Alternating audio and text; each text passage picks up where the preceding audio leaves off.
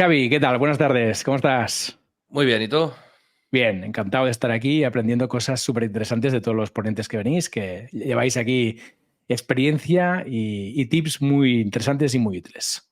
Y presentaciones muy cortas en mi caso, así que espero que la comunidad pregunte porque yo soy hombre de experiencia, No poco tengas teórico. dudas, no tengas dudas que aquí vamos luego habrá comentarios, preguntas y si no montamos una tertulia aquí que no será porque no hay tema del que hablar.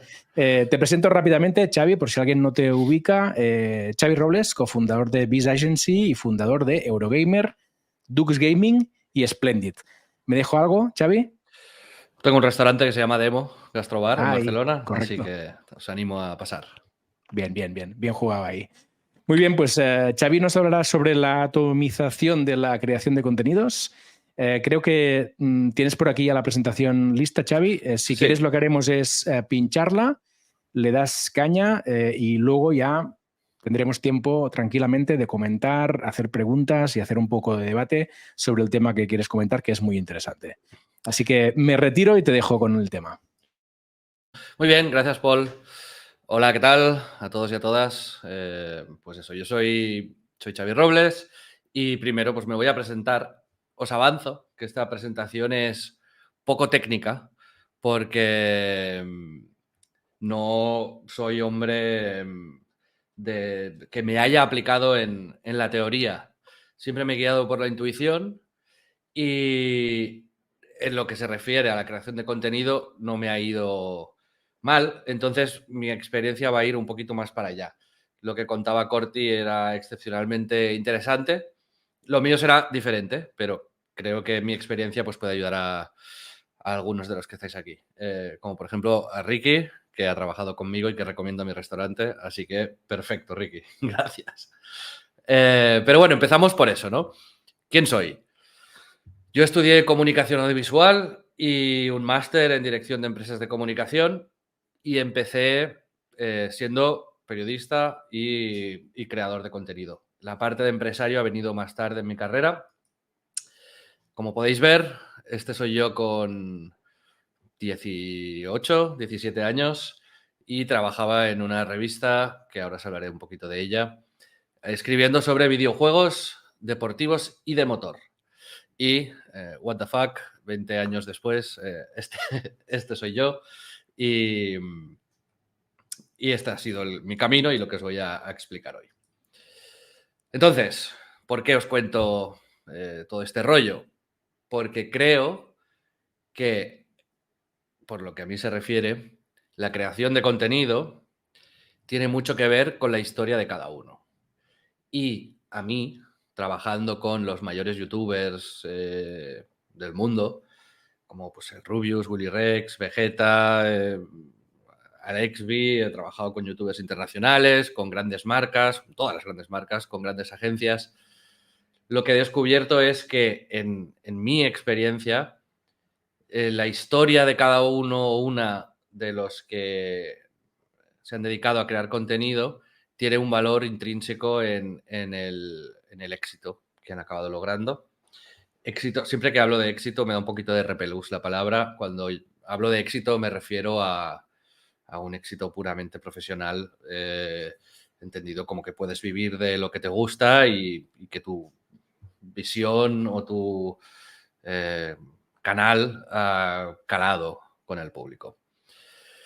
Entonces, yo he pasado del papel al vídeo y esto pues os lo voy a contar un poquito por encima, ¿no? Mi trayectoria empezó mientras estaba en el instituto, con 16 años, en Game Life PC. Mi madre no me dejó comprar videojuegos ni con videoconsolas hasta los 14, 15 años, a pesar de que todos mis amigos tenían eh, esto. Y cuando por fin me pude comprar una Game Boy, ya tarde, le dije, ah, sí, pues a eso me voy a dedicar. Y efectivamente, durante el instituto me junté con Pep Sánchez, que ha sido uno de mis socios con quien fundé A Night Games o Eurogamer, que ahora él está en Chiclar and Friends. Y en esa época yo ya tenía un programa de radio en Radio Tiana, que era mi pueblo. De ahí A Night Games, es Tiana al revés, pueblo donde crecí. Y leía revistas de papel de videojuegos. Y con 16 años decidí mandar una carta, porque en esa época se mandaban cartas, supongo, no me acuerdo si fue un email, al director de esta revista, postulándome como redactor y con una reseña de un videojuego, una crítica de un videojuego, ¿no? A mi sorpresa, básicamente me citó en las oficinas de la revista, se sorprendió cuando vio que era tan joven, pero me dio un videojuego para probarlo, se llamaba 13, X, palito, palito, palito. Y me lo dio, me fui para casa y me dijo, bueno, pues una semana escríbeme una reseña de ese videojuego. Y efectivamente lo hice y me fichó. En mi opinión, y es algo que hoy en día los creadores y creadoras de contenido no tienen, yo tuve un mentor, Jordi Navarrete, que en ese momento era el editor de la revista y que me forjó como profesional. Y siempre le voy a estar agradecido, ¿no? Porque me inculcó una ética, me inculcó una manera de hacer muy específica que yo luego, consciente o inconscientemente, he ido aplicando, especialmente en mi etapa de creador de contenido, ¿no? Yo acabé, ya vamos a ir a la historia, ¿no? En esto de YouTube, con un canal de 1,5 millones de seguidores. Total, y todo tiene un hilo, os lo prometo. Con Game Life PC, Jordi Navarrete lo que hacía era, cuando yo le escribía una reseña, me llamaba siempre y me preguntaba, vale, ¿por qué le has puesto esta nota, ¿no? Un 7, por decir algo, a este videojuego? Yo le explicaba y me decía, ya, pero esto es una contradicción con lo que has dicho aquí o con lo que habías dicho en la reseña anterior. Esto me ha gustado mucho, esto no, tal. Me pasaba la lista de correcciones para que yo la revisase. Había un proceso minucioso hacia la calidad y hacia la lógica y hacia el empaque de la revista, digamos, ¿no? En esta revista, por cierto, estaba también de redactor Jaume Ripoll, que es ahora el CEO de Filmin. Así que nos juntamos ahí unos cuantos que luego pues nuestras vidas han ido por sitios muy dispares, ¿no? Pero ahí nacimos como creadores de contenido.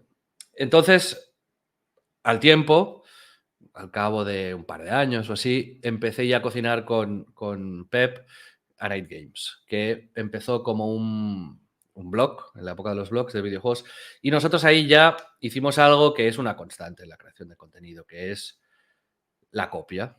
Y nos fijamos en blogs internacionales y específicamente también en un blog nacional que se llamaba Gamera, que existe, os lo recomiendo, gamera.com. Y ahí hablaban de videojuegos, pero con muchísimo humor. Y nosotros, como dos chavales de 16, 17, 18 años, hicimos una versión infantil, podríamos decir, de Gamera. Pero yo ahí ya empecé a desarrollar algunas de mis aptitudes, que es comerciales. Y en esa etapa, un primer aprendizaje que humildemente intento transmitir, nos anticipamos y había pocos blogs de videojuegos, pero había todavía menos blogs de videojuegos con vocación de monetizar, ¿no? Entonces nosotros nos enfocamos en conseguir visitas de una manera un poco rudimentaria, porque ahí tirábamos de plugins de WordPress que analizaban 4 cosas y ya está, pero hicimos un contacto directo con las empresas distribuidoras de videojuegos, les presentamos el proyecto, me acuerdo de ir a Madrid a presentar el proyecto, pues eso, con 20 años, casi disfrazado con traje porque quería parecer mayor, y les contábamos nuestra milonga y fuimos de los primeros en incorporar algunos de los formatos publicitarios que luego pues vemos en todos lados, ¿no? Como los takeovers, cambiábamos el logo, cambiábamos pues, todo el fondo de la web para que tuviese una imagen continua. Y ahí empujando con muy buen contenido, un contenido con muchísima personalidad. Eso creo que es una constante que luego desarrollaré un poquito más cuando lleguemos al canal de YouTube. Pero lo que hacíamos era, al final yo ya en esa época ya estaba estudiando comunicación y los demás colaboradores eran gente pues bastante sensible al trabajo bien hecho, digamos, ¿no? No queríamos escribir una guía de videojuegos como si fuese la revista del Corte Inglés. Queríamos tener un punto de vista un pelín más académico, pero con algo de humor. Y ahí empezamos a escribir sobre videojuegos de esta manera, ¿no? Ahí encontramos nuestra audiencia y eso es muy importante porque a Night ha sido uno de los modelos de comunidad premium más exitosos de la historia de España. Humildemente también lo digo, pero llevamos sobreviviendo gracias a Patreon unos 15 años. Entonces, esta comunidad formaba parte intrínseca de la web, al principio con un foro muy activo que nos daba muchas páginas vistas, con comentarios en cada noticia que poníamos, a lo mejor había 40, 50 comentarios. Y nosotros retroalimentábamos también la estructura de la página, pues fichando a redactores que al final eran comentaristas, gente muy implicada. O sea, el proyecto tenía mucha alma, tenía mucha personalidad e intentábamos siempre mantener esto como el pilar fundamental de nuestro proyecto. Para competir en esa época con webs más grandes, que ya empezaban a salir, como Medistation, como Vandal, como 3D Juegos, había que entrar a hacer una batalla que ni nos interesaba, ni nos gustaba, ni posiblemente sabíamos lucharla, que era la batalla del SEO. Y supongo que muchos y muchas de las que estáis aquí vais a sentiros algo identificados con esto, ¿no? Con el tener que recurrir a artimañas para al final acabar potenciando el contenido, que es lo que importa de verdad, ¿no? O, más triste todavía, tener que modificar de manera dramática el contenido que se crea para tener más visibilidad, para que se te encuentre más fácilmente en Google, en el caso de nuestra web, ¿no? ¿Eso qué quería decir en nuestro caso? Escribir guías sobre videojuegos, escribir como trucos y cosas así, ¿no? Cosas que la gente buscaba mucho en Google. Eso tenía cero valor para nosotros, pero al final acababa siendo la mitad, el 60% del tráfico de nuestro proyecto. Y pues la verdad no nos gustaba hacer eso, pero había que hacerlo. ¿Qué pasó? Que poco a poco fue la comunidad creciendo, pero la tensión de visitas con respecto a la competencia pues se fue agrandando, porque como os digo, no tirábamos tanto por ahí.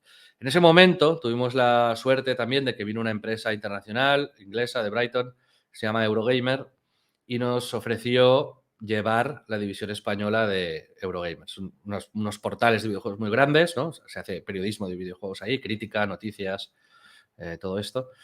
Y partimos el equipo de Night Games en dos. Yo me fui para Eurogamer, Pep se quedó en Night y con Julio María Sempere, Albert García, empezamos el proyecto de Eurogamer, ¿no? Entonces, lo que dijimos fue, bueno, vamos a mantener a Night como un bastión del estilo que a nosotros nos gusta y vamos a hacer Eurogamer un portal orientado un poquito más al SEO y con más intención de crecimiento.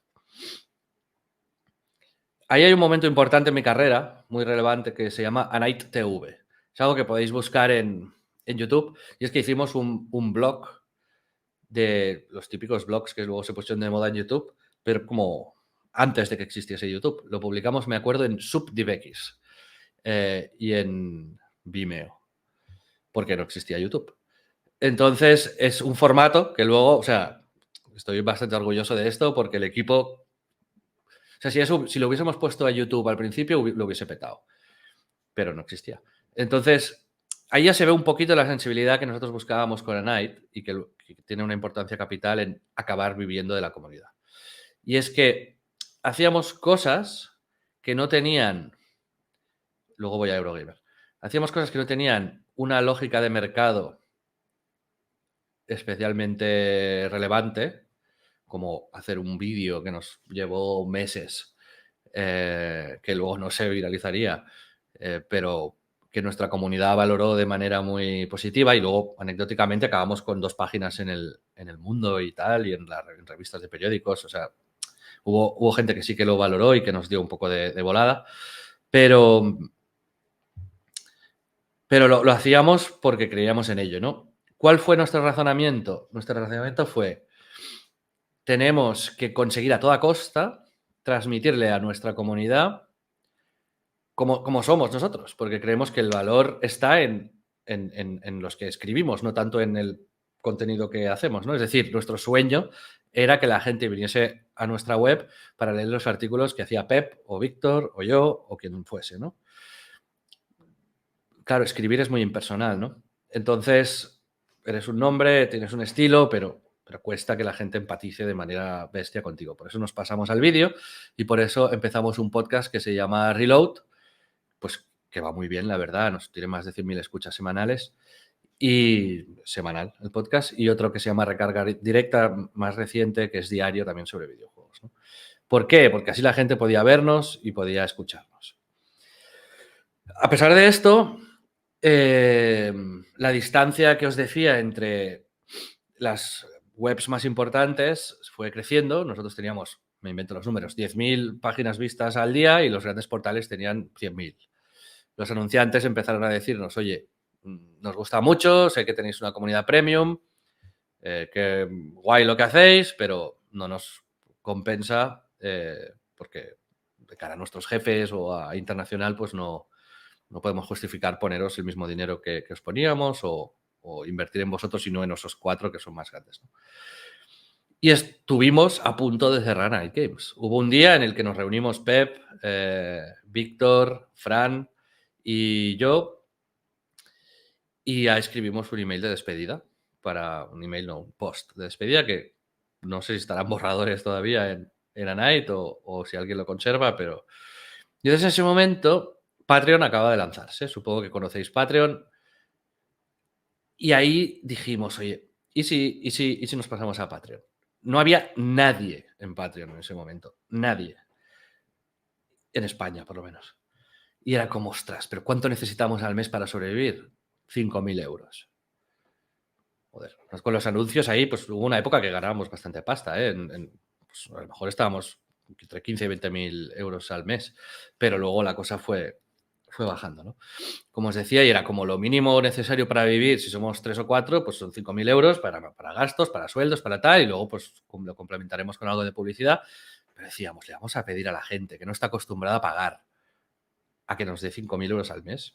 Y nos daba vergüenza. O sea, nos daba... Primero era un poco el concepto este de mendigar. Bueno. Luego, ¿qué les damos a cambio? ¿No? Pues, oye, pues les damos acceso anticipado al podcast, les damos algunos análisis en exclusiva o anticipadamente. Bueno, lo montamos en una noche, el Patreon, y al final nuestro razonamiento para tirar adelante con esto fue, si hemos estado vendiéndole a la peña, ¿no? A las compañías de videojuegos, que nuestra comunidad era tan buena y era tan adulta y era tan inteligente y era tan premium, pues coño, nos lo tenemos que creer. Y lo hicimos. Y en 2 días alcanzamos los 5.000 euros y desde entonces nos hemos mantenido en 5.000 euros. 5 o 6. Así que, bueno, una historia de comunidad premium de hace 15 años y que hay que agradecer efectivamente a toda esta comunidad que nos apoyó y que nos ha seguido apoyando, porque pues la lógica que creo que hay detrás es eso, ¿no? Es un proyecto tan único, con tanta personalidad y con el que empatizo tanto, mucha gente que no, hablo de los que pagaron, que tengo cierta obligación para mantenerlo en vida, ¿no? Si no pago, se desaparece. Y eso, pues la gente efectivamente empatizó con eso y funcionó.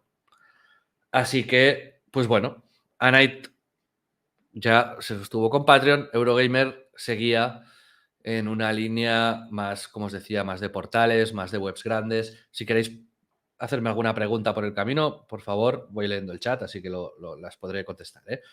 Luego, si no, cuando acabe la charla, pues habrá tiempo para esto. Pues me estoy sorprendiendo de que voy más o menos... Pensaba que ya habría acabado.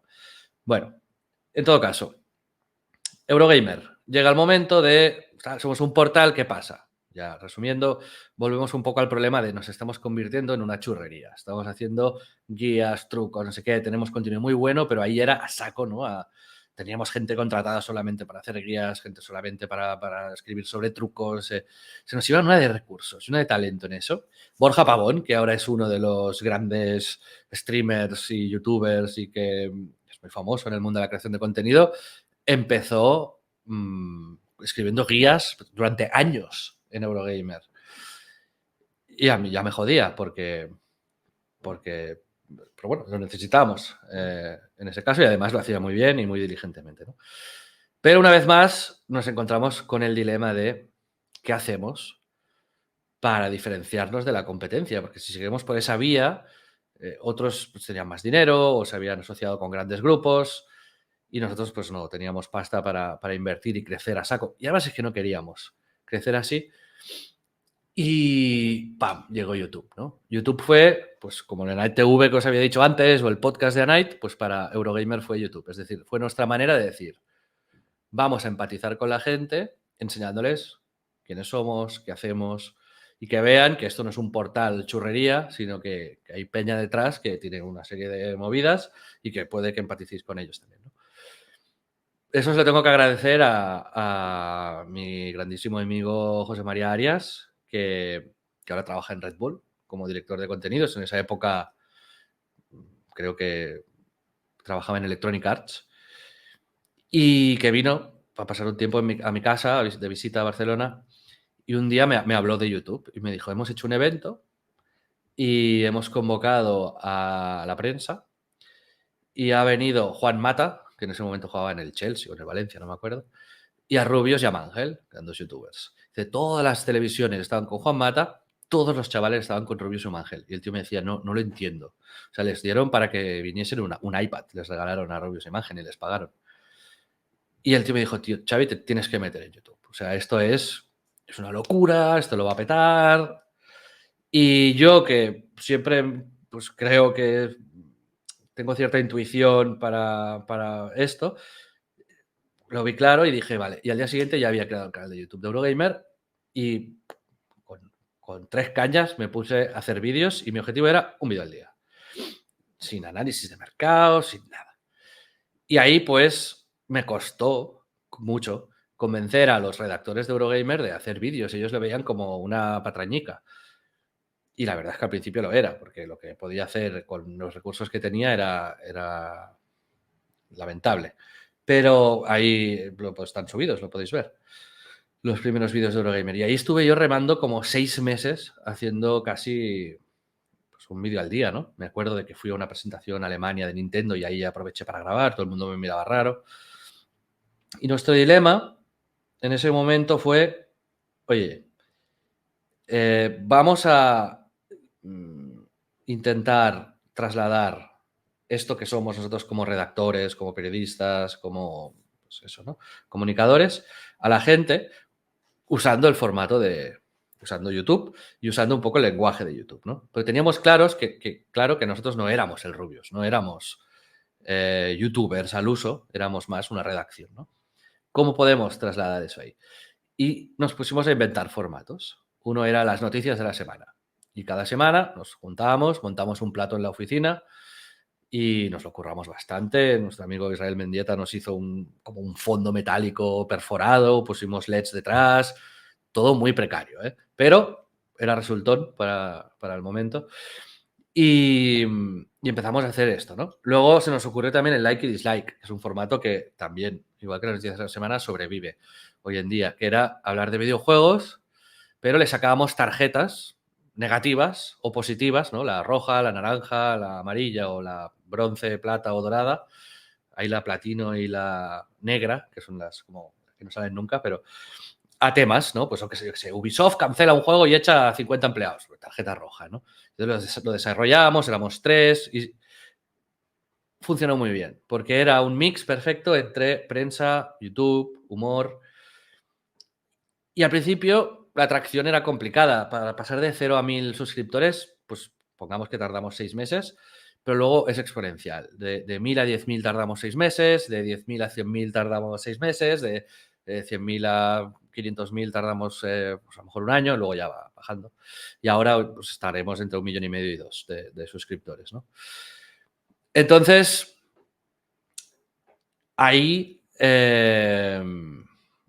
pues ahí lo petamos y nos anticipamos a la competencia, construimos una comunidad que hoy en día nos sostiene porque nos pagan las suscripciones de Twitch, nos pagan los miembros del canal de YouTube, nos vienen sponsors, nos ven todos los vídeos que hacemos y logramos ese paradigma que habíamos deseado tanto, ¿no? Que era, me da igual si salgo yo haciendo un vídeo del Mario, de un juego de carreras o de un juego de pesca. Va a tener las mismas visitas. Y eso como comunicadores es maravilloso.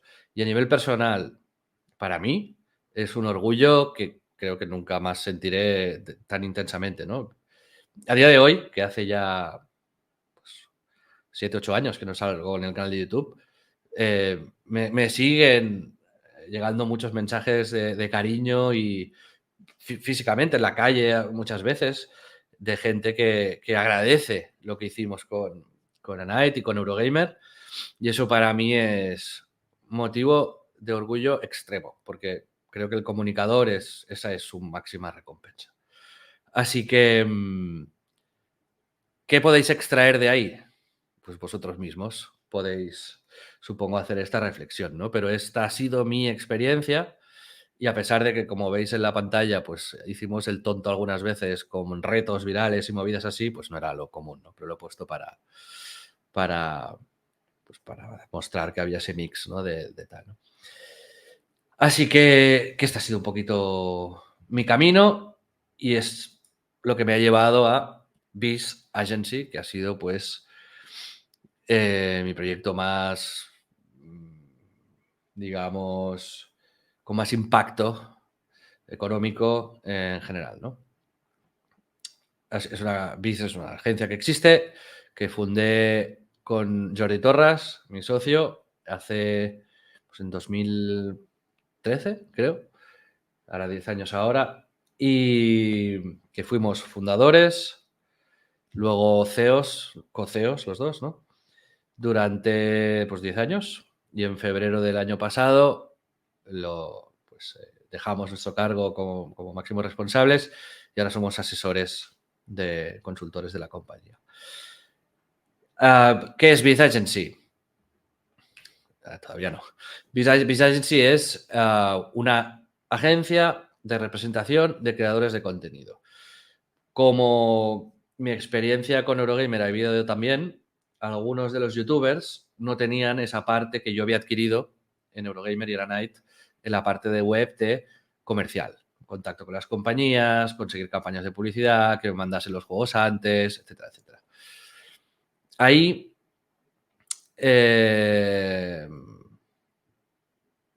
algunos, específicamente Willy Rex, Alex, Bim Ángel, vinieron y me pidieron, oye Xavi, ya que tú sabes hacer eso, ¿por qué no nos representas?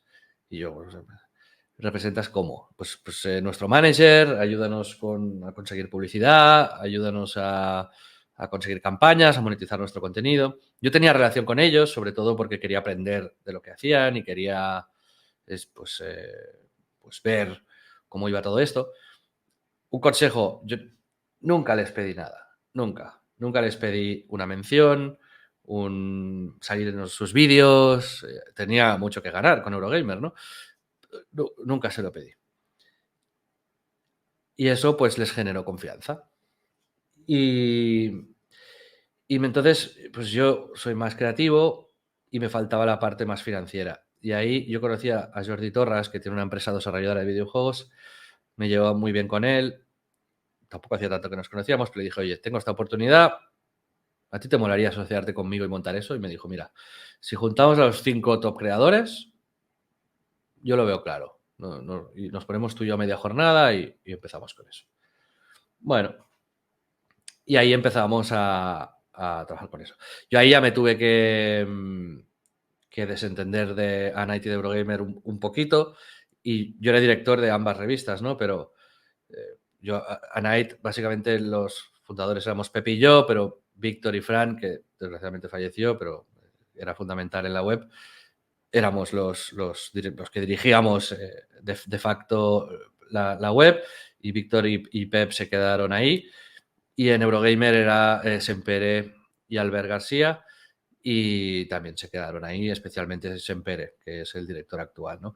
Todos los demás eran colaboradores, ¿no? Pues toda la gente que habéis visto y tal, no tenían un peso en la dirección o en la gestión de la página, así que súper mérito de Víctor, de Pep y de Sempere para coger las riendas y encargarse de...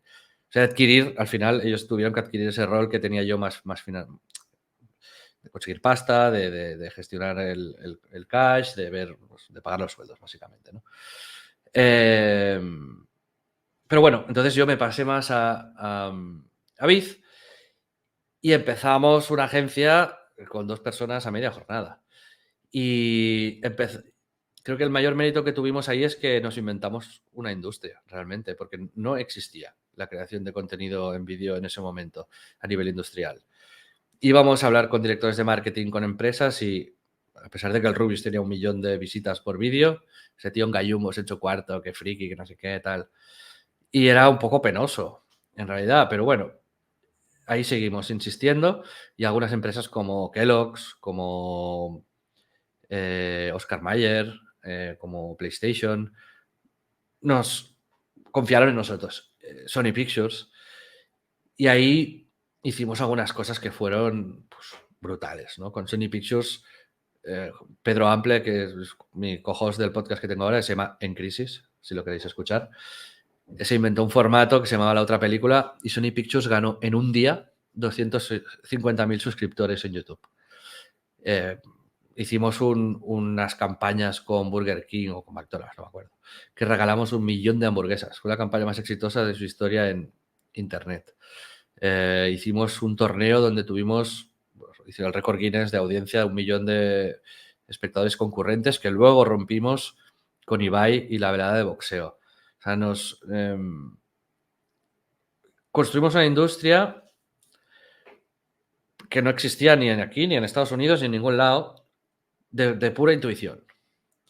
Y era muy curioso, decíamos que nuestra empresa era muy líquida, porque los cargos variaban, porque de repente te entraba una youtuber de cocina o de, yo qué sé, de entretenimiento o de deporte y teníamos que adaptarnos. O de repente crecíamos de una cosa que no existía hacía un mes y teníamos que cambiar.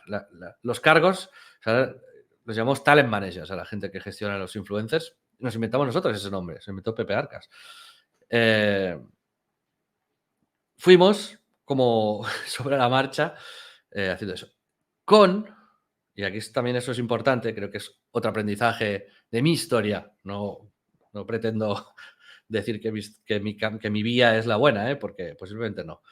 Pero hicimos una vez más una apuesta por el espíritu, el alma del proyecto y no por la masificación. Tuvimos la oportunidad de representar a 500, 1000, 2000 creadores y creadoras de contenido y nosotros dijimos, no, por cada creador de contenido que tengamos, tenemos 2 empleados.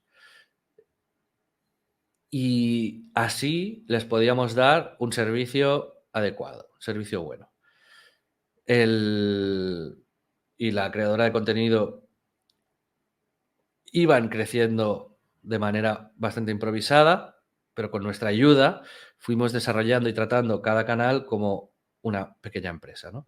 Entonces nosotros desde Biz, desde la agencia, fuimos creciendo en departamentos que finalmente vimos que eran estratégicos. Por ejemplo, uno de los comentaristas que está aquí, Ricky Cozcuyuela, fue absolutamente fundamental para desarrollar lo que es el live streaming, ¿no? Es decir, acabar contactando con Twitch, con Mixer, con Facebook, con YouTube y conseguir contratos para estos creadores y creadores de contenido y que tuviese una vía de negocio adicional. O Pedro Ample, hicimos una productora para poder hacer vídeos más grandes, ¿no? Si venía una marca que quería hacer una superproducción o un super evento, pues tener el equipo para poder hacer todo esto.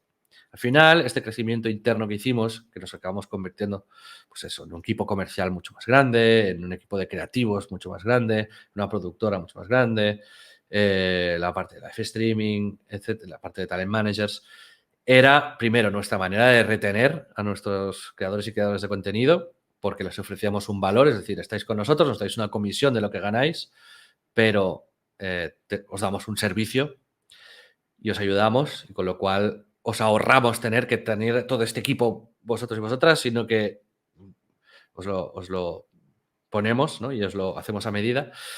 Y sí que pasó con la competencia, que creo que algunas empresas nacionales e internacionales intentaron abarcar mucho. En vez de quedarse e invertir y reinvertir en cuidar al talento que tenían, empezaron a hacer un negocio de volumen.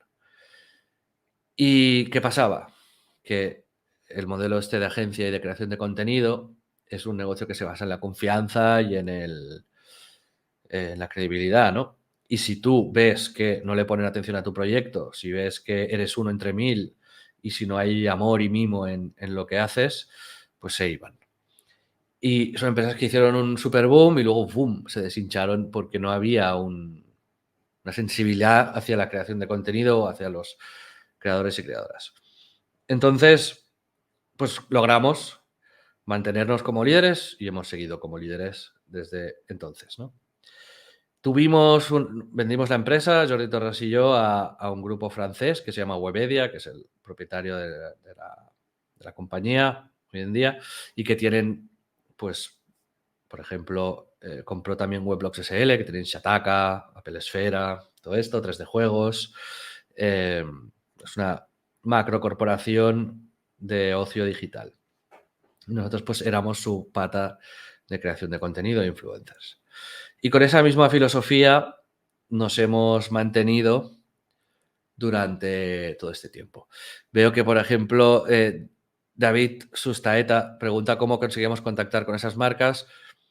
Lo que hicimos en ese momento fue mandar emails, buscar en LinkedIn o contactar en eventos. Al principio era un rol muy proactivo por nuestra parte, pero muchas veces era LinkedIn, sector de marketing, directora general, CEO, lo que sea. Escribíamos, oye, tenemos a este creador de contenido que hace estos proyectos, que creemos que encajan con tal, ha mostrado mucha afinidad con vuestra marca, a ver si nos juntamos. Íbamos a reuniones, les contábamos la milonga. Y en ese caso yo me lo creía muchísimo porque era extremadamente efectivo gastar dinero en eso. O sea, las marcas sacaban un rédito brutal comparado con la tele o con la publicidad tradicional, era un chollo para ellas. Y nosotros no podíamos exigir según qué precios en ese momento, ¿no? Así que así lo hacíamos, de manera muy proactiva. Con el tiempo, cuando algunos creadores y creadoras se hacían muy grandes, ya era más reactivo. Ya te mandaban unos correos, a lo mejor, oye, tenemos un briefing de, pues yo qué sé, un coche y queremos hacer tal, hemos pensado en ti, genial. Pues nada, total, la siguiente diapositiva va bastante al tema que es, ok, vale, pero no me cuentes rollos. El abuelo Cebolleta Agency. ¿Hacia dónde creo que va la creación de contenido en el futuro? Pues yo creo que va hacia una atomización. Heavy. Si os fijáis, en mi experiencia y en paralelo, hemos pasado de tener a la izquierda un medio, ¿no? Por ejemplo, en televisión, un canal de tele, ¿no? Luego 3 canales de tele, luego 20 canales de tele, luego Netflix, luego YouTube, luego Instagram, luego TikTok. Que haya más canales también implica que hay más creadores y creadoras, ¿no? Y eso es algo que se pasa un poco por alto a veces, parece una obviedad, una perogrullada, pero no sé si todo el mundo es consciente de ello. Cambia radicalmente la industria, porque ya no te informas de la misma manera y no te entretienes de la misma manera, ¿no? Yo ahora uso TikTok, Instagram en un porcentaje similar al que uso quizás Netflix, cuando hace 2 años era Netflix 80% de mi tiempo, Netflix likes también, ¿no? HBOs y movidas. Y hace 15 años era radicalmente diferente. Entonces, hay una tendencia ahí y yo, como CEO de Biz, también he visto esto. Creo que primero salían muchos super youtubers al año, luego salían poquitos, luego salía uno y luego sale uno cada 5 años, ¿no? Ya no hay nuevos Ibais, ya no hay nuevos Rubius. La gente va al nicho porque existe esta posibilidad, ¿no? Y eso genera nuevos problemas, nuevas preguntas que son interesantes de reflexionar, ¿no? Por ejemplo, ¿cómo se ganaba dinero antes versus cómo se gana dinero ahora? En YouTube, por ejemplo. O en Instagram o en Twitter, me da igual. Antes el objetivo era conseguir el máximo de audiencia posible y monetizar esa audiencia un poco al peso. Las marcas lo que hacían era mirar rankings, quiénes son los 20 más relevantes. Y esto se repartía en el pastel. Nosotros, pues nos lucramos mucho de esto, ¿no? Pero con el tiempo, las marcas dicen, ostras, yo vendo, yo qué sé, palomitas dulces. Quiero gente que le gusten muchísimo las palomitas dulces. Y van a buscar canales de cocina y repostería. Van a buscar, pues, alguien que sea conocido porque siempre que vaya al cine le gustan las palomitas dulces. Canales de series y no sé qué muy específicos a los que pues les mandan palomitas dulces para que las prueben. Ahora se gana dinero con la superespecialización. Antes era con el volumen, en mi opinión. O sea, evidentemente si tienes mucho volumen, pues te vas a forrar, pero es mucho más complicado llegar a ese punto, ¿no? ¿Cómo conseguir audiencia? Mucho que ver con esto, ¿no? Antes se tenía que grindear, se tenía que trabajar mucho el crecimiento. Si te ha gustado el vídeo, like, suscríbete y activa las notificaciones. ¿Por qué? Porque cuantos más suscriptores tenías, a más gente se le mandaba tu contenido y más visitas tendrías. Ese paradigma ha cambiado radicalmente. Con Reels y con TikTok ya es diferente, ya no necesitas seguidores. Tú haces un contenido, este contenido se enseña a 100 personas, aunque tengas 0 seguidores. De esas 100 personas, si 90 lo pasan rápido, el algoritmo dice, esto no vale para nada. Si 90 dicen, qué guay, lo mandan, lo guardan, interactúan, comentan. Dicen, ostras, esto mola mucho, se lo van a enseñar a 1000. Si las 1800 dicen, ostras, qué pasada, lo enseñaremos a 10.000. Y así se viraliza el contenido. El contenido ya tiene, y eso es algo bueno, depende, pero sí, si asumimos que la humanidad es inteligente, y yo asumo que sí, porque un buen contenido tendrá una buena recepción. Luego hay trucos y hay movidas que a mí no me interesan especialmente, pero existen, para que esto funcione mejor o peor, ¿no? Pero ahora ya no se farmea el contenido, ahora se viraliza. Y hay que pensar en eso, ¿no? O sea, ahora te puedes centrar en hacer mejor contenido. Ahora, la lotería del algoritmo, pues ahí está. General versus nicho. Las grandes plataformas potencian de manera extraordinaria el nicho. Por ejemplo, volvamos a YouTube. Si tú tienes un canal sobre comida vegana, tu audiencia va a venir a tu canal para ver vídeos de comida vegana. A la que pongas un vídeo de tu viaje a Londres, va a haber, aunque tú consideres que va a ser una nueva sección, que vas a ir haciendo crecer con el tiempo y que esto va a ir guay, yo lo pude hacer en mi época porque el algoritmo funcionaba diferente, y atentas porque el algoritmo cambia cada X y lo que estoy diciendo ahora quizás dentro de 2 años es diferente, ¿no? Si pones lo del viaje a Londres, por más que tenga sentido para ti, para tu comunidad, si tiene menos visitas, te va a penalizar los vídeos posteriores y anteriores. YouTube quiere que te mantengas en tu nicho. Así que hay que saber entender el algoritmo y ver si está potenciando vídeos largos, vídeos cortos, vídeos de nicho, vídeos más generalistas. Nosotros teníamos algún creador, por ejemplo, Vegeta777, que creció brutalmente, o sea, fue una barbaridad, porque vio que pues en ese momento se llevaban vídeos, todo el mundo, vídeos de menos de 10 minutos. Y él empezó a hacer vídeos de 1 hora. Y YouTube dijo, ostras, me encanta la retención de audiencia esta. Voy a potenciar los canales que tengan un gran tiempo de visionado por vídeo. Y entonces salía en todos lados y ¡boom! Explotó, ¿no? O sea, hay que ser sensible a los cambios de algoritmo. Y eso es importante. Y gratis versus premium. Pues está claro. Si el negocio antes era de volumen, las propias plataformas te podían dar una compensación, ¿no? En YouTube, el AdSense, en las webs, lo que sea. Pero si ahora vas muy a nicho, la manera de monetizar tu contenido, si no es por volumen, es por una vía premium. Yo creo mucho en esto y creo que esto va hacia allá. Creo que no está resuelto. Mumbler, gracias por intentarlo y por hacerlo posible con muchos proyectos exitosos, ¿no? Pero a nivel global todavía no está del todo resuelto y no hay soluciones específicas para creadores y creadores de contenido de nicho.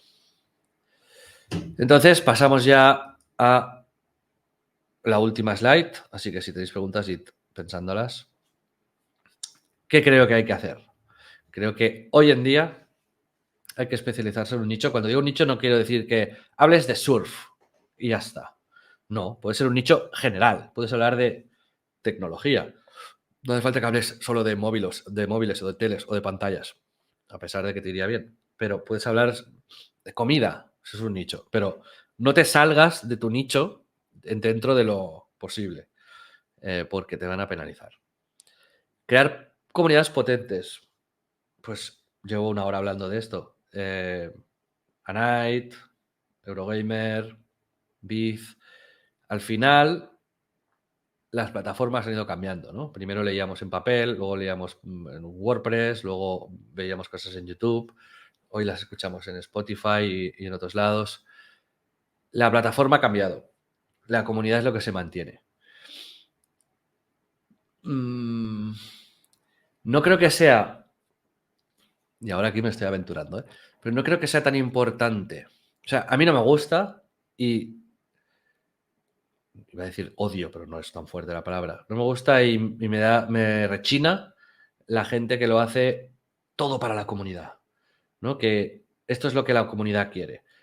La comunidad está aquí porque tú haces algo. Sigue haciendo eso, innova. Es decir, cuidar a la comunidad y crear comunidades potentes, en mi opinión, es ser fiel a ti mismo. Haz lo que tú sabes hacer de la mejor manera posible.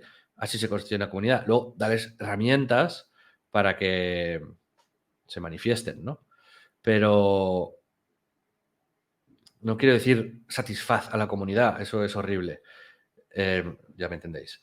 Es más, trátala con respeto y de manera inteligente y esa comunidad va a seguir ahí porque le gusta lo que haces, ¿no? En ese sentido, monetiza la comunidad. La Creators Economy, ya sabéis, una teoría pues muy conocida, ¿no? Primero era, ten a 1000 personas que te paguen y vas a poder vivir de esto. Ahora es, ten a 100 personas que te paguen y vas a poder vivir de esto. Pues cada uno tiene sus teorías, ¿no? Pero si tengo a 1000 personas que me pagan 5 horas al mes, pues yo como creador de contenido voy a poder vivir bien, ¿no? Si tengo 100 personas que me paguen 1000 euros al año, pues voy a poder vivir bien. Oh, ¿cómo te van a pagar 100 personas 1000 euros al año?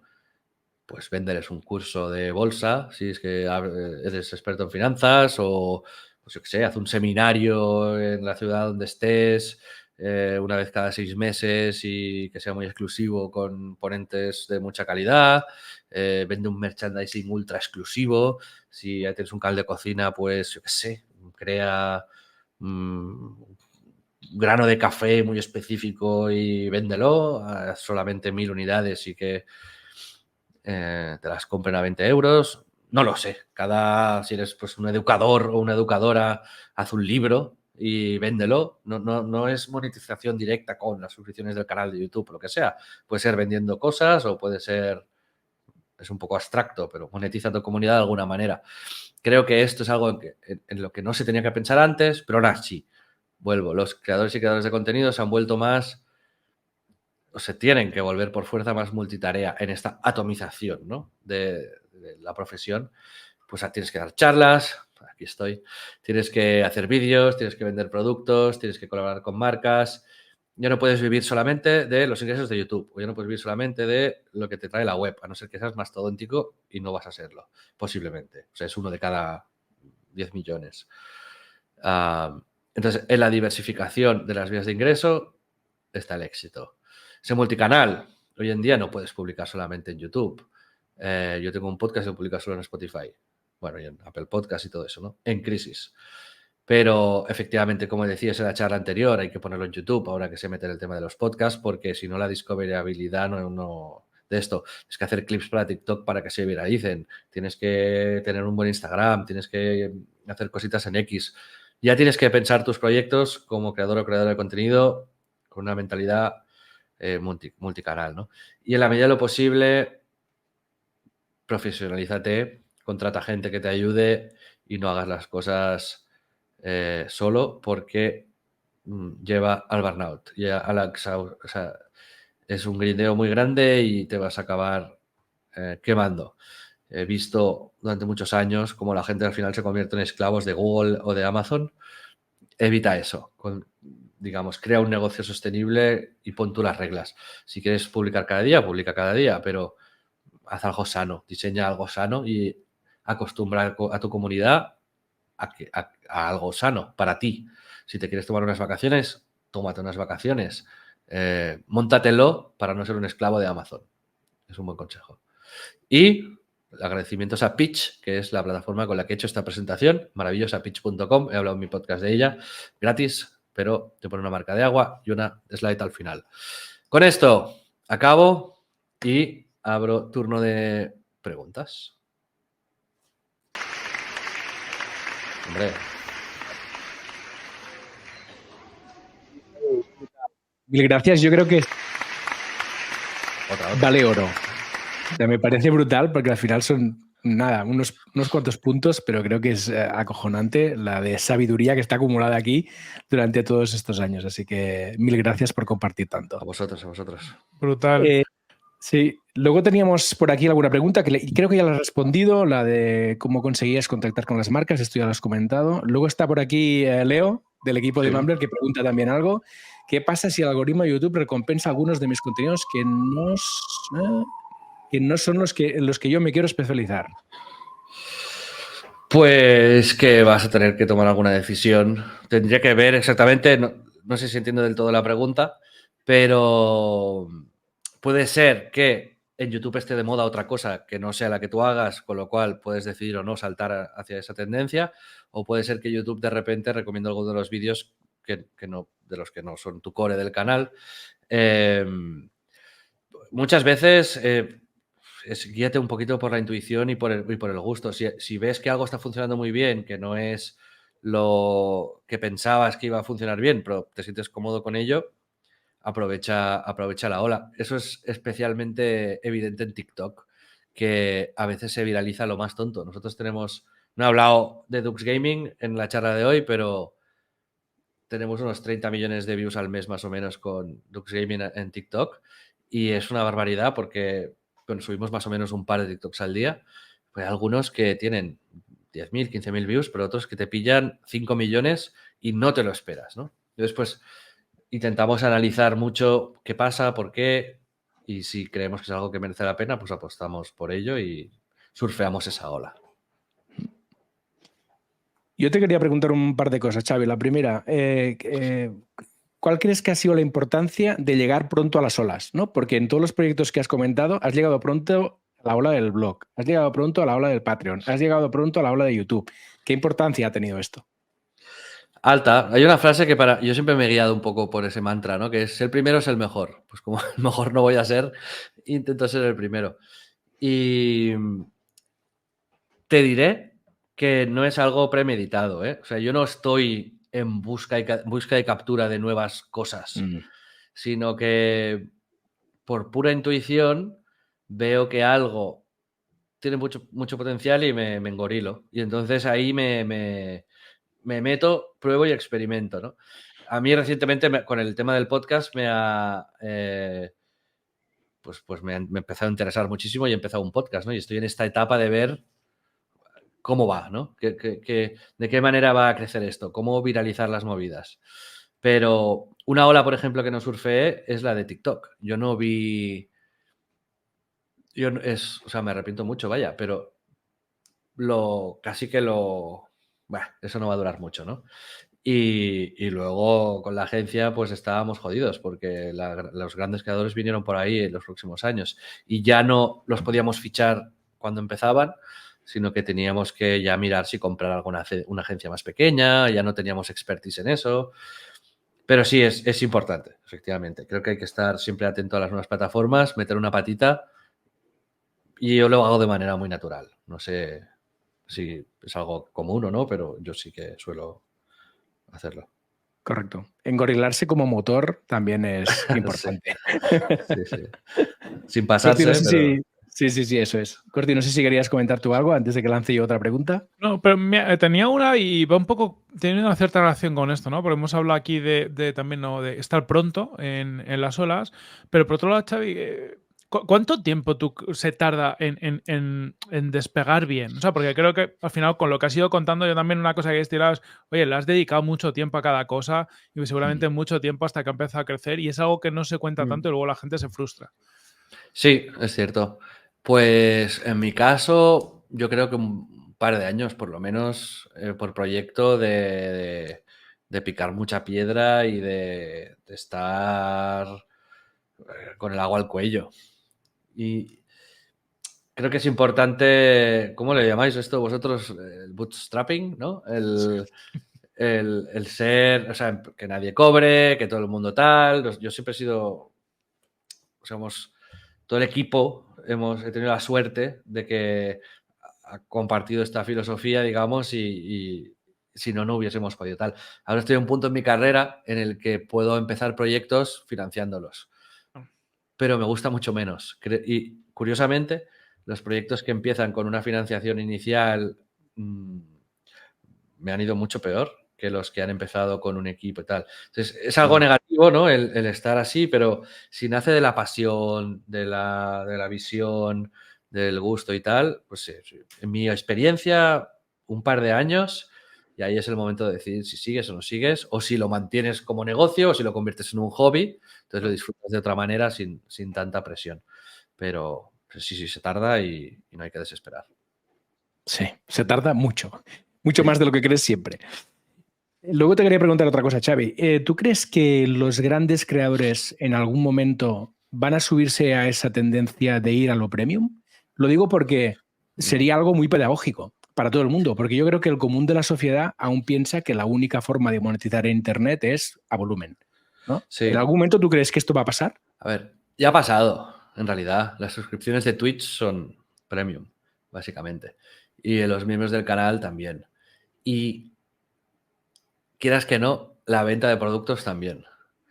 Es monetizar a tu comunidad de manera con poca fricción, ¿no? Que el Rubius te venda una sudadera, pues te podría estar vendiendo una suscripción, pero te está vendiendo una sudadera porque hay menos fricción, ¿no? Entonces, creo que llegará si esa fricción no existe.